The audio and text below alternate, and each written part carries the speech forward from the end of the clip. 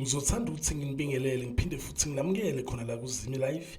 If ufuna ukuhlezi updated ngezinto ezenzeka khona eMzansi, ungakhohlwa ukuthi usubscribe and uphinde uklikhe ibell for ama-notification.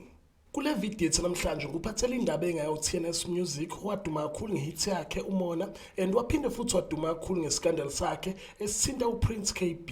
UTNS kube seveze ezinye indaba eshaqisayo kwi-social media la veze khona ukuthi bazame ukumdubula ngenkathi ebheke ekhaya. I hope seyibona lo post yakhe lapho escreenini. Uthe behambela ekseni ebheke ekhaya and wayetshela ukuthi imoto yakhe maybe ishaywa yitshe kanti lutho imoto yakhe ishaywa inhlamvu yesibhamu. And uphinde wachaza futhi ukuthi lenhlamvu le ubonga ukuthi ibingekho eduze lo muntu ebedubula kukhomba ukuthi ebekude ingakho ingakhonanga ukuthi ingene kwi-windscreen yemonto. Ubese bonga ke impela ukuthi ubonga uNkulunkulu ukuthi umsevile. Sibonge ukuthi le bullet ihluleke ungena emontweni ihluleke ukubhoboza yona i-windscreen. Sibonga khona lokho sazi ukuthi lo muntu ebedubula ngabe bedubula yena or ebedubula omunye umuntu because kuyakhombisa ukuthi kusho lo muntu ebekude bewi distance nayo TNS ingakho ingakhonanga ungena inhlamvu kwi-windscreen yemonto. Bengifuna nje uku-update ngale ndaba ngicela ungakhohlwa ukuthi ulike le video engithi nje danke ngiyibongela.